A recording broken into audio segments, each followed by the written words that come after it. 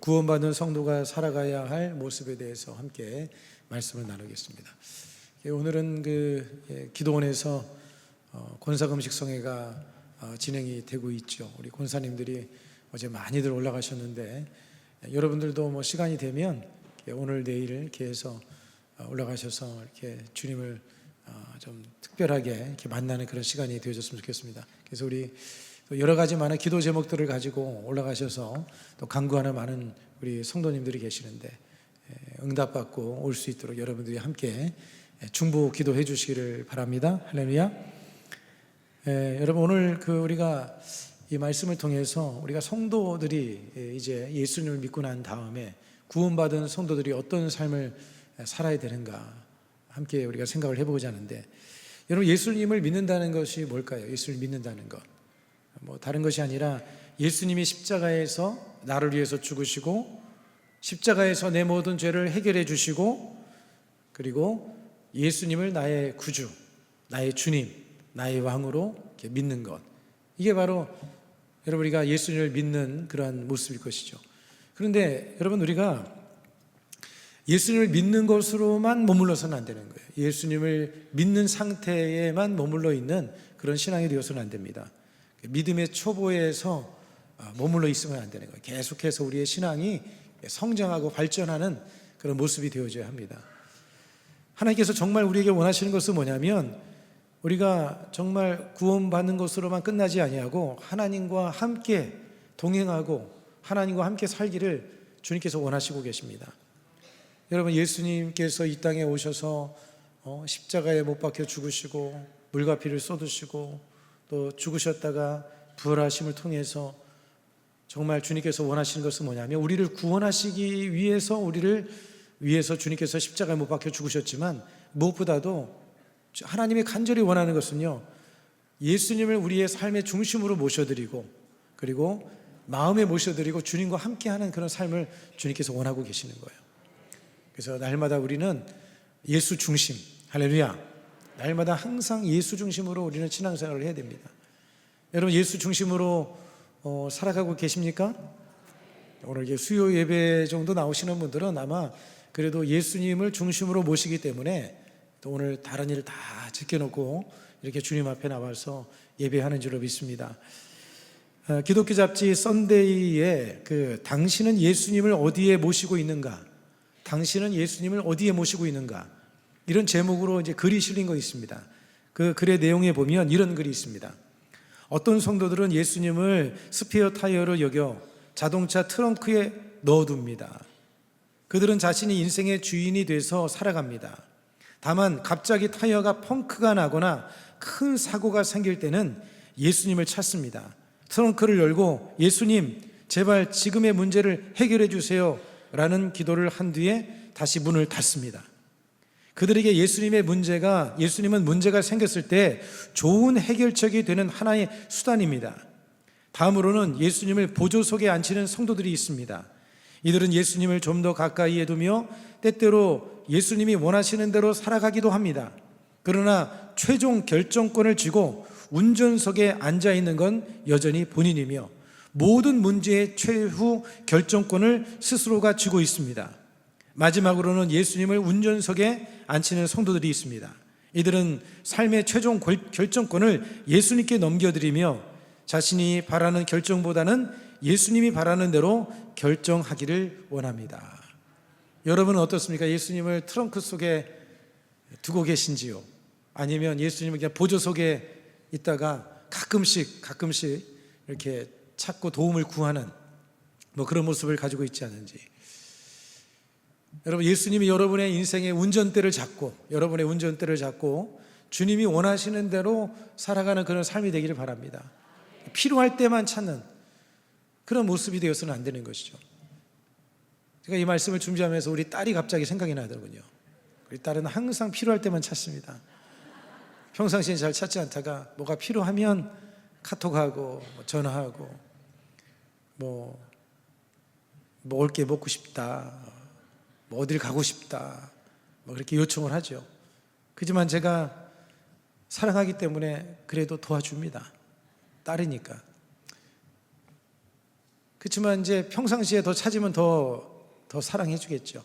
우리가 하나님을, 여러분, 우리가 하나님께 우리가 자녀이기 때문에, 자녀는 이것은 변함이 없지 않습니까? 그죠? 그렇기 때문에 하나님 앞에 나가서 하나님 이거 해주세요, 저거 해주세요, 저거 해주세요 하면 하나님께서 그래도 기쁨으로 들어주셔요. 다 들어주십니다. 사랑하니까. 근데 하나님께서 원하시는 것은 뭐냐면 평상시에 늘 주님을 마음의 중심에 모셔드리고 주님과 함께 살기를 주님께서는 간절히 원하고 계시는 것이죠. 여러분, 구원받은 이후에 우리의 삶은 그냥 구원받는 것으로 끝나는 것이 아니라 매일의 삶 속에 우리가 주님과 동행하는 그런 삶을 살아야 하는 것이죠. 여러분, 주님께서 우리를 구원해 주신 이유가 뭘까요? 우리를 구원해 주신 이유는 뭐냐면 우리를 영원한 천국의, 영원한 행복의 나라, 천국으로 우리를 인도하시기 위해서, 영원히 행복한 삶을 살게 해주시기 위해서. 그 다음에 또 한 가지는 우리를 세상 가운데에서, 죄 가운데서 구원하신 이유는 하나님의 백성답게 살게 하시기 위해서, 거룩한 백성으로 살게 하시기 위해서 저와 여러분을 불러내셨다라고 하는 거예요. 그래서 여러분, 우리가 이제 그러면 어떤 삶을 살아야 되느냐? 죄를 떠나고 철저하게 죄와 싸우는 삶을 살아야 된다는 것입니다. 죄를 떠나야 돼요. 할렐루야. 죄와 철저하게 싸우는 삶을 살아야 하는 겁니다. 죄와 싸워야 되는 이유는 뭐냐면, 죄의 결국이 뭐냐면 사망이기 때문에 그랬습니다. 여러분, 로마서 6장 23절 오늘 새벽에 읽은 말씀 중에 보면 죄의 삭은 사망이다. 죄는 결국에 가서는 사망을 낳는 거예요. 죄에 빠져 있으면 여러분, 죄를 짓는 마음이 뭐 평안합니까? 기쁨이 있습니까? 죄 지었다, 오늘 내가 너무 기분이 좋다, 이런 분이 있습니까? 죄를 짓고 나면 마음이 뭔가 모르게 그냥 우울해지고 죄책감이 시달리고 그냥 마음이 괴로워지지 않습니까? 죄를 지으면 일단은 마음이 괴롭고 또 결국에 가서는 그 죄 때문에 마음의 고통이 육체화되고 육체에 병이 들고 또 그 죄가 다른 사람에게 상처와 아픔을 준다면 그것이 결국에 와서는 관계가 깨지고 삶이 무너지고 망가지는 그런 일이 생겨나게 되어지는 것이죠. 우리의 진정한 행복을 빼앗아가고 영적 생명을 잃게 하는 것이기 때문에 우리가 이 죄의 문제하고는 끊임없이 싸워나가야 되는 거예요. 여러분, 우리는 이미와 아직 사이에 살고 있습니다. 우리는 예수를 믿어서 이미 구원받은 하나님의 자녀예요. 그렇지만 아직은 우리가 이 세상에 살고 있어요. 아직은 우리가 천국에 입성한 것이 아니잖아요. 아직 이 세상에 살고 있어요. 그래서 우리는 이미와 아직 속에 우리는 살고 있는 겁니다. 그래서 이 세상에서 우리가 발을 딛고 삶을 살아가고 있기 때문에 끊임없이 이 세상 속에서 다가오는 죄의 문제와 이 죄와 싸우는 삶을 계속해서 싸워나가야 되는 거예요. 할렐루야. 그 엔지니어 알톤 렐스톤이라고 하는 분이 이제 그 실화를 담은, 그 사람에 대한 실화를 담은 영화를 제가 본 적이 있습니다. 그 127시간이라고 하는 영화인데요. 이 아론이라는 사람은 휴가 때가 되면 그 혼자 사막 협곡을 다니면서 익스트림 스포츠를 즐깁니다. 근데 미국의 한 번은 서부 유타주의 지역에서 이 사람이 이제 자전거를 타고 막 이렇게 이제 그 협곡을 이제 다니고 있었는데 갑자기 절벽에서 돌무더기가 이제 큰 돌이 떨어진 거예요. 그래서 그 돌이 떨어져서 손목이, 그 바위 틈에 손목이 끼어지고 말았어요. 손목이 바위 틈에 딱 껴버렸어요. 저렇게 보면 저기 바위가 내려와 가지고 그 벽과 바위가 손목이 딱 껴서 손목 아래 부분까지 바위에 끼어서 꼼짝달싹할 수 없는. 근데 이 사람이 가지고 있는 것은 산악용 로프와 칼, 그 다음에 500리터짜리 물 하나, 딱 그걸 가지고 있었어요. 그래서 팔을 빼보려고 바위를 들어보고 팔을 빼보려고 해도 요지부동입니다. 빠지질 않는 거예요. 꼼짝없이 사흘 동안 그렇게 지내죠. 사흘을. 그런데 사고 현장이 외진 곳에서 일어나다 보니까 누군가 오는 것을 기대할 수 없는 그런 상황이었어요. 근데 가지고 있던 물도 다 떨어졌어요. 이제 사흘이 지나고 나서 이 아론이 특단의 조치를 내리기로 합니다. 그래서 팔이 껴있는 그 윗부분을 줄로 이제 로프를 가지고 묶었어요. 묶어서 정말 막 비명소리가 날 것 같은 그런 고통이 느껴질 만큼 그렇게 로프를 아주 세게 묶은 다음에 그리고는 그 사람이 팔을 자르었어요. 그 사람은 그 상황 속에서 고민을 했던 거예요. 4월 동안 이 팔이 껴져 있는데 여기서 이대로 죽을 것인가, 아니면 팔을 잘라내서 생명이라도 살릴 것인가 고민을 한 거예요. 여러분이라면 어떻게 했습니까? 근데 거기서 껴서 죽겠습니까? 그 상황 속에서 배고픔과 정말 이제 내가 죽음을 택할 것인가 아니면 팔이라도 자르고 살 것인가, 그렇게 고민하는 가운데 팔을 자르고, 그리고 나서는 거기에서 나와서 이제 길을 가다가 사막 탐험가들을 만나서 발견이 되어서 그 사람들이 구조 요청을 해서 헬기가 날아가서 그 사람이 이제 구조를 받았던 것이죠. 화면 한번 보여주시기 바랍니다. 저게 아론 레손이라고 하는 사람인데 실화를 담은 그 영화가 이제 나온 것을 제가 본 적이 있습니다. 여러분, 우리가 때로 죄와 싸우되 이렇게 정말 피 흘리기까지 우리가 싸워야 될 때가 있는 겁니다. 여러분, 죄는요 결국에는 우리에게 사망을 가져다 주는 거예요. 멸망을 가져다 주는 거예요. 그래서 예수님께서 이와 비슷한 말씀을 하신 말씀 있지 않습니까? 마가복음 9장 43절로 47절 우리 함께 같이 한번 읽어보겠습니다. 만일 내 손이 너를 범죄하게 하거든 찍어버리라. 장애인으로 영생에 들어가는 것이 두 눈을 가지고 지옥 곧 꺼지지 않는 불에 들어가는 것보다 나으니라. 만일 내 발이 너를 범죄하게 하거든 찍어버리라. 다리 저는 자로 영생에 들어가는 것이 두 발을 가지고 지옥에 던져지는 것보다 나으니라. 만일 내 눈이 너를 범죄하게 하거든 빼버리라. 한 눈으로 하나님 나라에 들어가는 것이 두 눈을 가지고 지옥에 던져지는 것보다 나으니라. 여러분, 죄를 끊어버려야 사는 역사가 일어나게 되어지는 거예요. 저주에서 죄는 저주를 가져옵니다. 죄는요 마치 쓰레기와 같아요. 죄가 있는 곳에는 날파리가 꼬이게 되는 거예요. 날파리가 꼬이면 여러분 막 성가시고, 날파리가 꼬이면 여러분 냄새가 나고 썩는 역사가 있지 않습니까? 죄는 날파리를 꼬이게 만듭니다. 영적인 날파리. 여러분, 이런 좋지 않은 역사들이 이 죄가 있는 곳에 일어나게 되어지는 거예요. 그래서 여러분, 우리가 이 죄의 문제하고 우리가 날마다 싸워 나가야 됩니다. 여러분, 하나님께서 우리의 영혼이 잘 되고 우리가 범사가 잘 되고 강건하기를 주님께서 원하고 계시는데, 그런 삶을 우리가 살기 위해서는 우리의 삶 속에서 날마다 이 죄를 끊어버리는 그런 삶의 모습을 가져야 한다는 거예요. 오늘 이 본문의 말씀에 보면 하나님께서 유월절 밤에 그 유월절 양고기를 불에 구워서 무교병과 함께 먹으라, 무교병과 함께 먹으라고 그렇게 말씀을 합니다. 여러분, 8절 말씀을 같이 한번 읽겠습니다. 시작.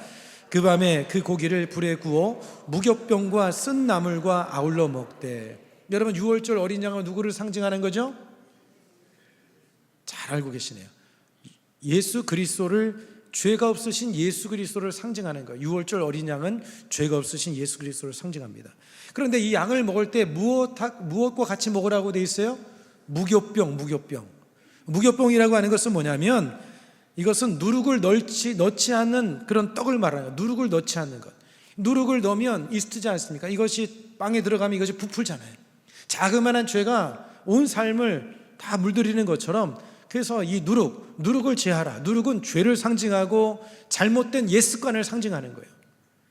죄, 잘못된 옛 습관, 이것을 끊어버려야 돼요. 팔을 자르듯이 삶 속에 그것을 끊어버려야 된다. 예수님을 믿는 사람으로서 이제는 성도답게 이 죄를 떠나서 옛 습관을 벗어버리는 그런 삶을 살아야 된다. 그것을 말씀해주고 있는 것입니다.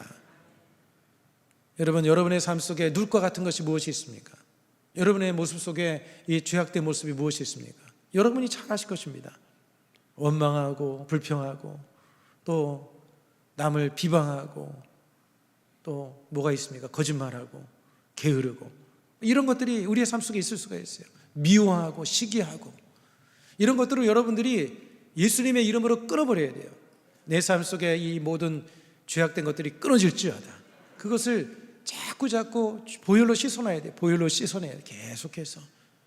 처음에는 여러분 그런 마음들이 이렇게 컸다가 자꾸 기도하고 보혈로 씻어나가면 그런 마음들이, 그 생각들이 점점 줄어드는 거예요.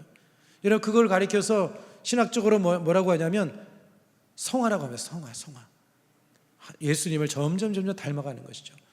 여러분의 삶 속에 이런 성화의 삶이 이루어지기를 축복합니다. 사도 바울은 고린도전서 5장 6절로 8절의 말씀에 이렇게 말씀합니다. 이러므로 우리가 명절을 지키되 묵은 누룩으로도 말고 악하고 악의에 찬 누룩으로도 말고 누룩이 없이 오직 순전함과 진실함의 떡으로 하자. 악의에 찬 누룩, 이 누룩을 제거해야 된다. 그것을 말씀해주고 있는 것이죠.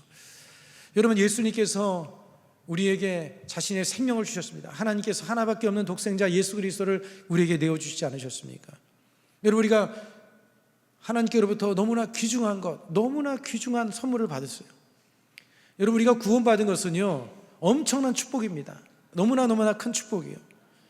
이런 하나님의 은혜, 예수님의 피를 흘려서 예수님의 생명을 바쳐서 우리를 죄에서 건져냈는데, 우리가 이 죄 가운데 계속해서 머물러 있는 것은요 하나님의 은혜를 저버리는 행동과 같은 거예요. 그래서 우리는 죄를 지을 때마다 가슴 아파할 줄 알아야 돼요. 죄를 지을 때마다 내 마음 가운데 이 죄에 대한 고통을 느낄 줄 알아야 되는 거예요. 오늘날 여러분이 사회를 보면 정말 진짜 고구마 같은 심정이 들 때가 있지 않습니까? 죄를 지어도 이게 전혀 그냥 죄가 없는 것처럼 아주 뻔뻔하게 이럴 데 없이 이렇게 살아가고 있는 그런 모습들을 볼 때가 있습니다. 그러나 여러분, 우리 믿는 사람들은 달라야 될 줄로 믿습니다. 우리가 작은 죄라도, 우리가 혹시라도 눈을 흘긴 죄라도, 할렐루야, 눈총을 쏜 죄라도 하나님 앞에 회개할 줄 알아야 되는 거예요. 그래야 발바닥에 굳은 살이 안 생기는 거예요. 저는 집에 저녁에 가면 그 제주도에 보면 이렇게 물에 뜨는 돌이 있지 않습니까? 그 뭐예요? 그걸 가지고 저녁마다 발바닥을 닦습니다. 매일매일 닦습니다. 그랬더니 이 발이 보들보들합니다. 근데 여러분, 하루라도 일주일, 2주일 안 닦고 나면요, 안 하고 그러면 뒤에서 조금씩 굳은 살이 배겨나기 시작해요. 죄가 그래. 여러분, 우리가 이 작은 죄들을 자꾸 허용하다 보면 양심이 이제 무뎌져서 느껴지지 못하는 거예요. 우리가 작은 죄에 대해서도 하나님 앞에 아파할 줄 알아야 되고, 그 죄를 가지고 주님 앞에 나아가서 용서를 구하고 회개하고, 주님 이 모든 죄를 씻어주시고 주님 나를 정결하게 해달라고 주님 앞에 기도하는 그런 삶을 살아야 될 줄로 믿습니다. 여러분의 마음속에 성령님께서 여러분의 마음을, 양심을 두들길 때에 여러분 그 음성을 들을 수 있어야 돼요. 성령의 음성을 여러분들이 듣고, 그리고 주님 앞에, 십자가 앞에 나가서 죄를 회개하고, 또 우리가 성령의 능력을 입어서 죄를 이기는 그런 삶이 되기를 주 이름으로 축복합니다. 죄를 이기는 능력은요 십자가밖에 없어요. 십자가 앞에 끊임없이 나가는 거예요. 계속 나가는 거예요. 죄를 지어도 취해도 연약해도 주님 앞에 저는 그렇게 기도할 때가 있습니다. 하나님, 추할지라도 연약할지라도 주님 불쌍히 여겨주시고 긍휼히 여겨주십시오. 취하고 더러울지라도 온전하지 못할지라도 끊임없이 예수님 앞에 나가는 것이에요. 그럴 때 여러분 이 죄가 점점 사라지게 되어지고, 또한 여러분 죄의 자리를 피해야 됩니다. 죄의 자리에 머물러 있으면 그러면 죄가 묻어나게 돼 있어요. 여러분, 우리가 아무리 하얀 옷을 입고 탄광에 들어갔다 생각해 보시죠. 탄광에서 조심조심 걸어 다닌다고 해서 여러분 탄광에 있는 그 석탄가루가 옷에 묻을까요, 안 묻을까요? 묻을 수밖에 없죠. 밟으면 탄광가루가 펄펄 나리고 몸에 묻을 수밖에 없는 거예요. 그런 자리에 머물러 있으면, 그런 세상 친구들과 함께하고 있으면 원망하는 사람, 불평하는 사람들, 이런 부정적인 사람들하고 자꾸 모여가지고 있으면 나도 모르게 한마디 거들고, 또 나도 모르게 죄를 짓게 되어지는 거예요. 술자리에 앉아가지고 술을 안 먹겠다고 하는데 결국에는 먹는 것이 아닙니까? 그런 자리를 피하는 게 상책인 줄로 믿습니다. 요셉이 그 보디발의 집에 있을 때 보디발의 아내가 요셉 하면서 유혹할 때 요셉이 어떻게 했습니까? 요셉 할 때 어떻게 했어요? 예, 마님, 무슨 일이십니까? 그러지 않았죠. 옷을 벗어던지고 도망가는 거예요. 여러분, 죄의 자리는 빨리 도망가야 되는 거예요. 그런 자리가 있으면 아예 그냥 거기에 껴들면 안 되는 거예요. 아예 그냥 쳐다보지도 말고 그냥 피하는 게 상책인 줄로 믿습니다. 오늘 여러분 11절의 말씀에 보면, 여러분 이스라엘 백성들이 6월절 음식을 먹을 때 어떤 자세를 취해서 먹으라고 말씀하는지 이렇게 말씀합니다. 우리 11절 같이 한번 읽겠습니다. 시작. 너희는 그것을 이렇게 먹을지니 허리에 띠를 띠고 발에 신을 신고 손에 지팡이를 잡고 급히 먹으라. 이것이 야훼의 유월절이니라. 허리에 띠를 띠고 발에 신발을 신고 손에 지팡이를 잡고 급히 먹어라. 여러분, 왜 하나님께서 이렇게 말씀하셨을까요? 왜 이렇게 하나님께서 이런 자세를 취하고 먹으라고 했을까요? 어떤 이들은 아마 이해되지 않는 사람들은 아마 그랬을지도 모르겠습니다. 왜 이렇게 먹어야 돼? 지금 이게 먹다가 체하면 어떡하려고? 그렇게 말하는 사람들도 있지 않았겠습니까? 좀 여유롭게 먹지. 이렇게 빨리 먹어야 돼? 그런 사람도 있지 않았겠습니까? 근데 여러분, 하나님이 우리가 이해가 되지 않는 말씀을 우리에게 하셔도 우리는 때로 그 말씀 앞에 순종하는 자세를 가져야 될 줄 믿습니다. 여러분, 그렇게 먹으라고 하는 이유가 뭐냐면 애굽을 떠나라고 하는 신호가 딱 떨어지면 그러면 어떻게 하라는 거예요? 지체 없이 애굽을 떠나가기 위해서 주님께서 그렇게 준비시킨 거예요. 여러분, 우리는 이 세상에서 영원히 살지 않습니다. 주님이 이제 이 땅에 재림하실 거예요. 주님 재림하십니다. 시한부 종말론이 아니에요. 예수님 재림하십니다.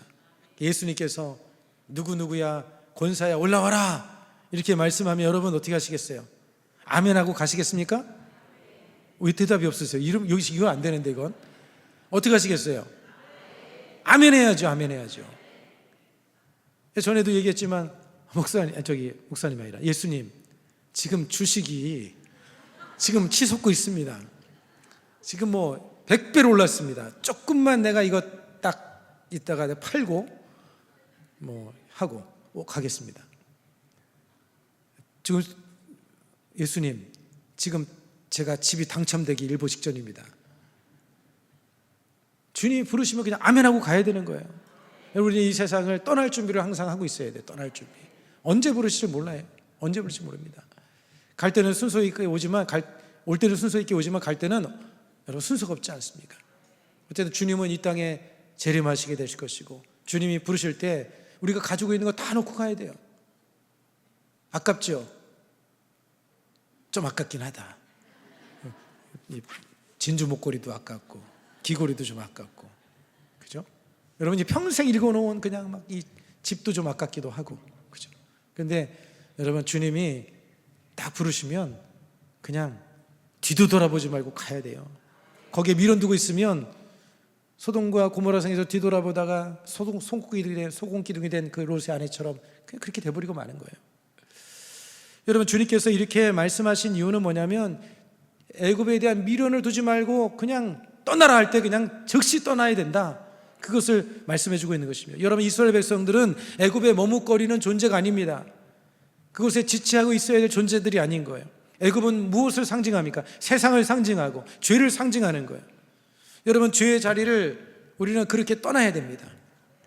죄의 자리가 있을 때 거기에 지체하고 머물러 있으면 안 되는 거예요. 거기에 그냥 지체 없이 그 자리를 떠나는 그런 삶의 모습이 우리 안에 있어야 되는 것이죠. 여러분 죄의 자리에 이런 죄 가운데 머물러 있고 세상과 짝하고 있다가는 결국에 가서는 여러분 세상과 함께 영원한 멸망에 떨어질 수도 있는 거예요. 오늘 여러분 12절의 말씀에 보면 애국 가운데 모든 처음 난 것들을 다 쳐서 죽게 하실 것이라고 말씀합니다. 12절 읽겠습니다. 시작. 내가 그 밤에 애굽 땅에 두루 다니며 사람이나 짐승을 막론하고 애굽 땅에 있는 모든 처음 난 것을 다 치고 애굽의 모든 신을 내가 심판하리라. 나는 야훼니라. 모든 처음 난 것을 다 치고, 처음 난 것, 여러분 고대 사회에서 장자는요 그가 속한 공동체의 대표입니다. 대표라고 하는 것은 전체를 의미하는 거예요. 여러분 세상을 상징하는 이 애굽에 대한 하나님의 심판이 이 세상에 있을 것인데, 여러분 그 마지막 때에 여러분 모든 죄인들을 다 주님이 심판하게 되실 거예요. 우리는 죄악된 세상에 우리가 머물러 있어서 그 심판 가운데 우리가 휩쓸려 가지 않도록 우리가 늘 영적으로 깨어서 여러분 죄와 싸우되 피 흘리기까지 목숨 걸고 우리 싸워 나가야 되는 것입니다. 이 문제는 자기와의 싸움이에요.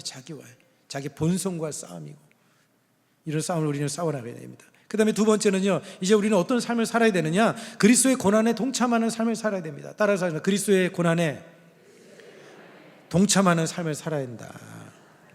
그리스도의 고난에 동참하는 삶.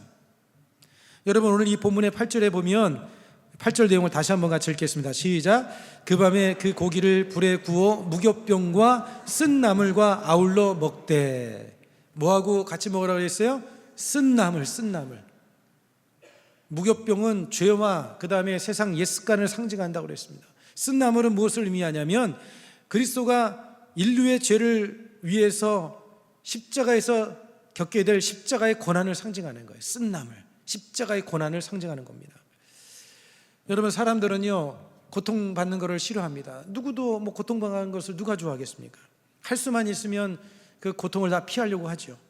희생하고 헌신하고 또 자신의 삶을 드려야 되는 이런 상황들에 대해서 이것을 피하고 싶어 하는 것들이 다 사람들의 마음입니다. 특히 여러분들이가 새벽을 깨우는 일 얼마나 힘들어요, 그죠? 목사라고 새벽이 쉬울까요? 안 쉬울까요?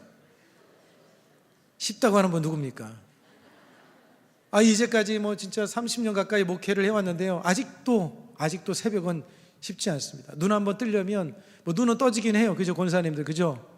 2시에도 떠지기도 하는데 몸이 안 일어나지잖아요. 몸이 일어나고 싶지가 않잖아요, 그죠? 새벽에 습관이 돼서 눈은 떠져요. 3시, 2시 반, 3시 10분에도 떠졌다가 눈이 떠지긴 떠집니다. 그런데 그냥 좀 더 누워있고 싶은 것이 육신이잖아요. 육신은 그냥 편안하게 있고 싶은 것이 그 육신이거든요.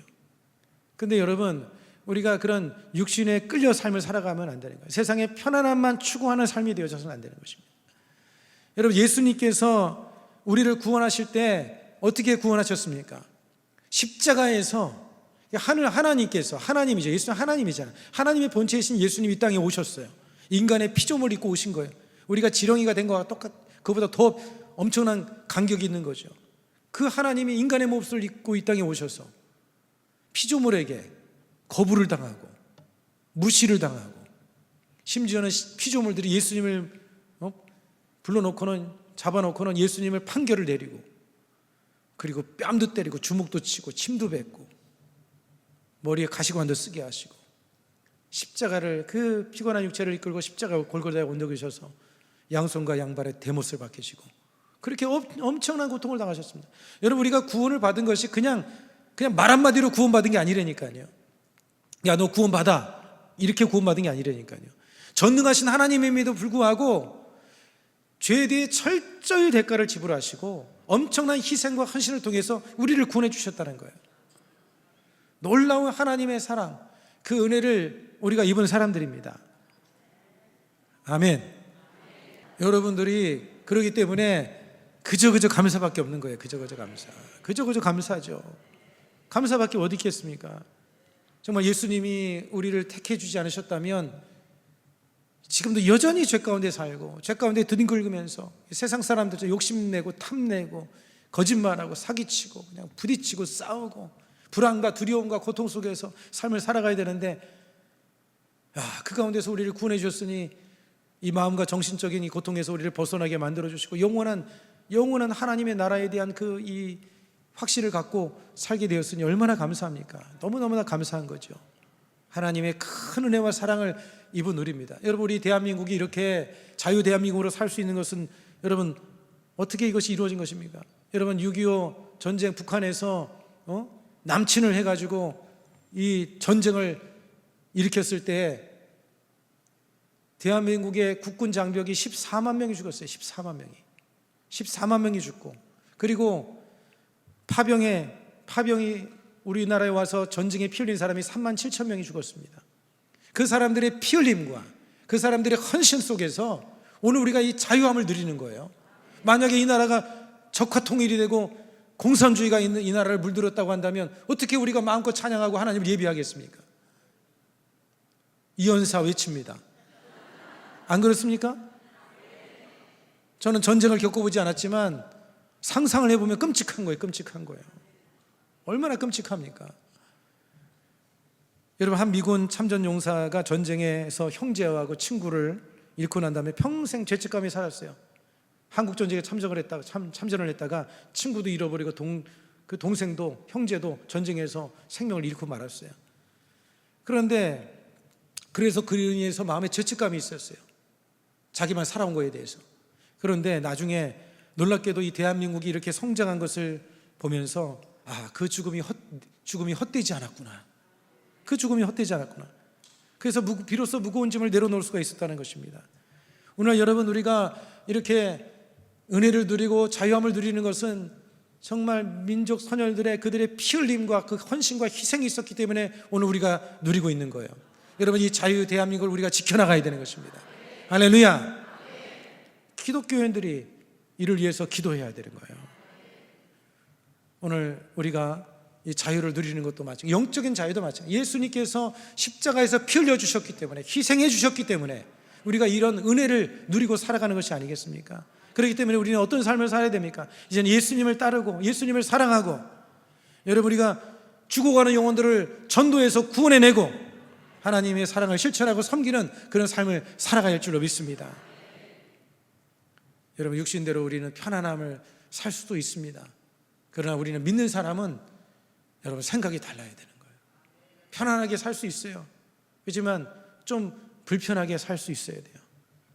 예수님을 위해서, 복음을 위해서 기도 자리에 나오고 예배 자리에 나오고 새벽을 깨우고, 새벽이 제가 보기에는 십자가 같아요. 십자가에 못 박히는 것처럼 고통스러운 것 같아요. 기도 자리에, 예배 자리에 나오는 것도 사실 쉽지 않습니다. 세상이 얼마나 볼 게 많고 먹을 게 많고 갈 데가 많아요. 그죠? 그냥 예수님만 아니면 다니는 건데 그냥 다닐 데가 얼마나 많습니까? 그렇지만 누구를 위해서 여러분 우리가 절제하는 거예요? 예수님을 위해서, 복음을 위해서 이렇게 우리가 절제하고 살아가는 것이 아니겠습니다. 여러분, 그의 나라와 영광을 위해서 우리가 헌신하고 희생하는 삶을 살아가면 영원한 보상이 있는 줄로 믿습니다. 할렐루야. 로마서 8장 17절로 18절 같이 한번 읽겠습니다. 자녀이면 또한 상속자 곧 하나님의 상속자요 그리스도와 함께한 상속자니 우리가 그와 함께 영광을 받기 위하여 고난도 함께 받아야 할 것이니라. 생각하건대 현재의 고난은 장차 우리에게 나타날 영광과 비교할 수 없도다. 고난도 함께 받아야 할 것이니라 그렇게 말씀하고, 장차 우리에게 나타날 영광과 비교할 수 없다. 이 세상에서 당하는 고난, 이 고난과 영광과는 비교할 수 없다. 우리가 천국에 딱 갔을 때 지금은 우리가 상상하고 지금은 우리가 엄청난 상급이라는 걸 우리가 믿음으로 바라보지만 실제적으로 우리가 이걸 딱 경험하게 되면 우리가 상상할 수 없는 정말 엄청난 여러분 영광인 줄로 믿으시길 바랍니다. 여러분, 복음을 위해서 경제적인 손해를 보고 사람들에게 멸시와 천대를 당하고 박해를 당하고, 그게 바로 여러분 그리스도의 복음의 고난에 함께 동참하는 거예요. 여러분, 그리스도의 고난에 동참하는 삶이 무엇이냐? 온전한 헌신을 드리는 겁니다. 온전한 헌신을. 오늘 여러분 9절과 10절에 보면 하나님께서 유월절 양의 고기를 불에 구워서 먹으라고 하시는데, 그러면서 하시는 말씀이 뭐냐면 아침까지 남은 것은 불에 태워서 없애라 이렇게 명령합니다. 우리 9절 10절 같이 읽겠습니다. 날 것으로나 물에 삶아서 먹지 말고 머리와 다리와 내장을 다 불에 구워 먹고 아침까지 남겨두지 말며 아침까지 남은 것은 곧 불사르라. 양의 흔적도 없이 다 그것을 남기지 말라. 흔적도 없이 남김없이 다 불살라버려. 여러분, 예수 그리스도께서 죄인들을 위해서 자신을 남김없이 온전히 헌신한 것을 예표해 주는 거예요. 온전히 다 줬어요. 다 줬어요. 십자가에 달려서 물 한 방울, 피 한 방울까지, 죽기까지 예수님께서 십자가에서 우리를 위해서 전부를 내어주지 않으셨습니까? 여러분, 우리가 이러한 사랑의 은혜를 입었으니 우리가 무엇을 다짐해야 되겠습니까? 주님, 내 삶도 주님 앞에 드립니다. 여러분, 여기서 우리가 이 세상에서 드리는 모든 것은 결국에 와서 천국에서 상상할 수 없는 것으로 다 받아 누리게 된다는 것을 항상 잊지 마시길 바랍니다. 여러분들이 소유하고 있는 것은 잠시뿐이에요. 잠시 가지고 있는 거예요. 이 몸뚱아리 조금 이쁘다고 자랑하지 마십시오. 네, 자랑하지 마세요. 여러분이 조금 좋은 집 살고 있다고 자랑할 거 없습니다. 하나님 많이 맡겨주신 거예요. 많이 맡겨주신 거예요. 달란트를 많이 맡겨주신 거예요. 적게 가졌다고 또 그렇다고 해서 유축될 것도 없어요. 그냥 자기의 주어진 본분에 감사하고 최선을 살면 되는 거예요. 여러분에게 주어진 시간, 물질, 재능 다 주님이 맡겨주신 거예요. 여러분, 그것을 가지고 우리는 복음을 위해서 예수님의 십자가 복음을 전하고 영혼을 살리는 일에 있어서 우리가 힘써 나가야 될 줄로 믿습니다. 그게 남는 거예요. 그게 남는 거예요. 하나님을 위해서 사용한 것이 남는 겁니다. 저축해놓고 쌓아놓는 것이 남는 게 아니라, 여러분, 많이 가졌다고 해서 많이 먹습니까? 많이 가진다고 해서 10개 먹는 사람 손 들어보세요. 오히려 요즘에는요, 많이 가진 사람은 요만큼 먹어. 조금밖에 안 먹어요. 네, 겨우 막 한 2끼 먹으면 잘 먹는 거예요. 건강 생각해서 안 먹으려고 그래. 많이 가졌다고 해서 뭐 100끼 먹으면 얼마나 좋아. 나는 돈이 많으니까 난 100끼 먹고 살랜다? 이러지 않잖아요. 많이 가질수록 더 조금 먹어요. 더 조금 먹어요. 집이 넓다고 해서 여러분 그럼 집이 넓으면 뭐 온 방에서 다 차지하고 누워 잡니까? 아니에요. 겨우 한 평에 누워 자는 거예요. 한 평에 누워 자는 거예요. 떠나면 다 또 놓고 가는 거예요. 우리가 이 땅에 사는 동안 우리가 주님의 나라와 복음을 위해서 우리가 헌신하고 드리며 살아갈 수 있기를 바랍니다. 우리 사도 바울이 사도행전 20장 24절의 말씀에 고백한 것처럼 나의 달려갈 길과 주 예수께 받은 사명 곧 하나님의 은혜의 복음을 증언한 일을 마치려면 나의 생명조차 조금도 귀한 것으로 여기지 아니하노라.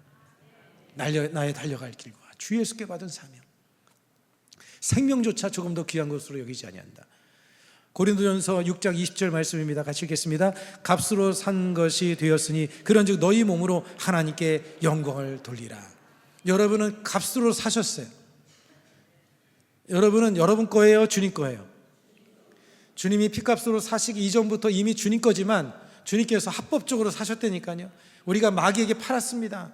불순종함으로 우리 아담 할머니하고 할아버지가 팔아가지고, 그래서 우리가 이 죄의 유전을 가지고 죄에 팔려서 사단의 권세 아래에서 살았는데, 그런데 하나님께서 피값으로 아들 예수님의 피값으로 우리를 사셨어요.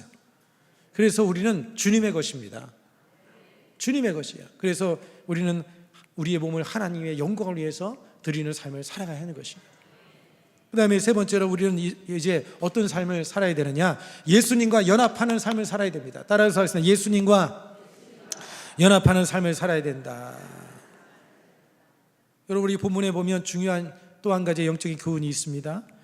8절에 보면 그 밤에 고기를 불에 구워 고기, 이 고기가 무슨 고기예요? 소고기? 양고기. 여러분, 이것은 유월절 밤에 그 고기, 바로 어린 양의 고기를 말하는 것입니다. 그래서 그 피를 문설주에 바르고 임방에 바르고 그 고기는 불에 구워서 먹었습니다. 여러분, 이 고기를 먹음을 통해서 어떤 역사가 일어나는 거예요? 그 고기가 우리 안에 들어오고 하나가 되는 거예요. 고기와 하나가 되는 거예요. 고기와 하나가 되는 거예요. 예수님께서 이에 관련해서 말씀하신 말씀이 있습니다. 요한복음의 말씀에 보면 6장 53절 같이 읽겠습니다. 예수께서 이르시되 내가 진실로 진실로 너희에게 이르노니 인자의 살을 먹지 아니하고 인자의 피를 마시지 아니하면 너희 속에 생명이 없느니라. 인자의 살을 먹지 아니하고 인자의 피를 마시지 아니하면. 요한복음 6장 55절 같이 읽겠습니다. 내 살을 먹고 내 피를 마시는 자는 내 안에 거하고 나도 그 안에 거하나니. 예수님의 살을 먹고 예수님의 피를 먹는 자는 예수님 안에 거하고 예수님도 우리 안에 거한다. 우리가 성찬을 뗄 때 예수님의 살을 상징하는 그 떡을 떼고 예수님의 피를 상징하는 성찬을 대하는 것입니다. 여러분, 우리가 예수님을 믿음을 통해서 예수님 우리 안에 들어오셔요. 그런데 그 예수님이 우리의 삶에 능력 있게 역사가 나타나려고 한다면 어떻게 해야 되느냐? 여러분, 말씀을 우리가 묵상해야 되는 거예요. 말씀이 생명의 떡입니다. 말씀이 영적인 양식인 거예요. 말씀을 계속해서 읽음을 통해서 주님의 말씀이 우리 안에 들어옴을 통해서 주님과 우리가 하나가 되어지는 거예요. 할렐루야. 여러분, 요한복음에 보면 내 아내라고 하는 말이 반복해서 나오는데 아주 많이 나옵니다. 요한복음 15장 4절 5절 같이 읽겠습니다. 시작.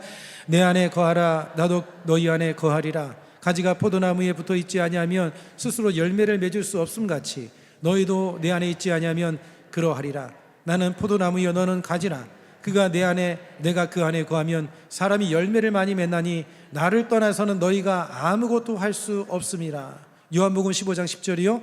내가 아버지의 계명을 지켜 그의 사랑 안에 거하는 것 같이 너희도 내 계명을 지키면 내 사랑 안에 거하리라. 주님 안에 거하는 방법이 뭐라는 거예요? 하나님의 말씀으로 채우고 하나님의 말씀을 계명을 지켜나가는 것. 그게 바로 주님 안에 거하고 주님이 우리 안에 거하는 그런 삶의 역사를 이루게 되어진다고 하는 것이죠. 여러분의 삶의 중심에 예수님이 계시기를 바랍니다. 예수님과 일치되는 삶을 살기를 바랍니다. 주님과 늘 동행하는 삶을 살기를 바랍니다. 그래서 우리가 이렇게 예배 자리에 나와서 주님을 찬양하고 또 두세 사람이 내 이름으로 모인 곳에 나도 너희 중에 있느니라 주님 말씀하신 것처럼 우리가 이렇게 성도들이 모여서 예배하는 가운데 주의 성령님이 이 자리에 운행하고 계시니까 우리가 주님 안에 들어가는 거예요. 주님하고 우리가 기도하면 주님이 우리 안에 찾아오시고 우리를 돌아보시고 우리가 주님 안에 들어가고 말씀을 통해서 우리가 주님과 하나 되는 연합하는 그런 삶을 살게 되어지는 것이죠. 여러분, 주님과 일치된 그런 삶을 살아가기를 바랍니다. 말씀을 맺겠습니다. 여러분, 오늘 2월절은 이 규례는요, 단지 이스라엘 백성을 애굽에서 구원해내는 그런 단순한 사건이 아닙니다. 오늘날 여러분, 구원받은 성도가 어떤 삶을 살아야 되는지를 우리에게 교훈해 주는 말씀입니다. 여러분, 우리는 구원을 받은 자들로서 이제 죄와 싸우고 여러분, 죄에 머물러 있지 않는 그 삶을 살기 위해서 우리가 늘 분투하고 기도하고 결단하는 삶을 살아야 되는 것이고, 그리고 주님께서 우리에게 생명을, 그 정말 모든 것을 부어주신 그 은혜를 우리가 생각하면서 주님의 이 그리스도의 남은 고난에 우리가 동참하는 마음을 가지고 복음을 전하고 또 영혼을 살려내고 무너져 있고 쓰러져 있는 영혼들을 끌어내주고 그렇게 주님 몸된 교회를 위해서 헌신하고 섬겨나가는 삶, 그리고 예수님을 인생의 전부로서 우리의 삶의 중심에 모셔드리고 주님과 함께 동행하는 그런 삶을 살아야 될 줄로 믿습니다.